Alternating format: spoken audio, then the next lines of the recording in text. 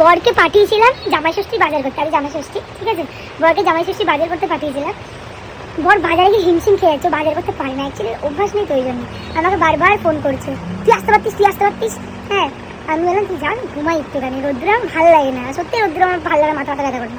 সবার ফোন করে ভাই তুই আয় আমাকে নিয়ে যা, দেন আমি যাচ্ছি ঠিক আছে। ওখানে কাটলা মাছ দেখে কনফিউজ হচ্ছে কোন মাছটা নিয়ে এই ছেলেরা থাকে। তোমরা কারা কারা আমার ভিডিওটা দেখছো অবশ্যই কমেন্ট করবে, কোন ছেলেরা বা কোন মেয়েরা তাদের তারা মানে তাদের বর ওদেরকে ফোন করে এমনি বলে এখন ফোন করলাম নিতে আয়, বলতে দাদা আমটা পেয়ে গেছি, দাদা আমটা নিয়ে আসছি আমি। ঠিক আছে, আমি এখন অব্দি ব্রাশও করিনি, জাস্ট আমি ঘুম থেকে উঠে নাইটিটা চেঞ্জ করে দেন আমি একটা জামা পরে নিয়েছি। দেখো ভাই প্রথম জামাই ষষ্ঠী একটু ভালোভাবে না লাগলে হয় না, তাই না? যতই হোক বিয়ের আগে 5 বছর ধরে বর খা, তো বিষয়টা হচ্ছে বিয়ের পর জামাই ষষ্ঠী মানেই জামাই ষষ্ঠী, সো ওরকম একটা ব্যাপার। কালকে মার্কেটিংও ডান, মা আর বোনেরটা আগেই দেওয়া হয়ে গেছে, তো বাবারটাই টিকিট করে কেনা হলো, কালকে ডান। আমি কিছু কিনিনি, কেন কি শাড়ি ভর্তি শাড়ি আমার এমনিই পরতে ইচ্ছা করছে, দীপ চিলামিলি করছে যে শাড়ি পরেই যাবি, তো ওই জন্যই পরবো, দেখি কী পরি, মানে এমনি গরমে আমার ভালো লাগে না, এই পার থেকে ওই পার না কী দেখবে আমাকে, এত সেদিন লাভ আছে। যাই হোক দেখি আসুক আমাকে স্যার নিতে তারপরে।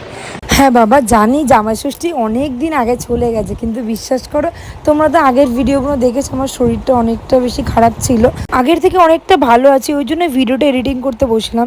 টান করে আমি তো একদম ফ্রেশ, বাট চান করে এসছি, কেউ দেখে বলবে আমাকে পুরো ঘেমে যাচ্ছে, আমি বেরোতে তো এসেই আগে আমার শাড়িটা বের করে নিলাম, বললাম না অনেক শাড়ি আছে, বাট গরমে তো নতুন শাড়িতে বেশি গরম লাগে আমার যেটা মনে হয়, তো এটাই পরবো আজকে, হোয়াইট ব্লাউজ দিয়ে পেয়ার করবো।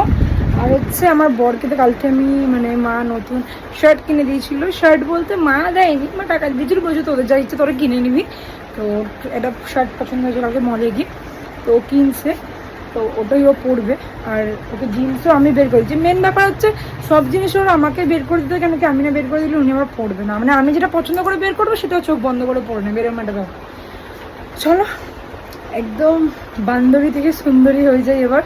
আমি তো এসেই একদম এসি অন করে দিয়েছি ঠিক আছে, মানে প্রচণ্ড গরম ঠিক আছে, আমি কিন্তু একদমই নো মেকআপ লুক, এটা জাস্ট লিপস্টিক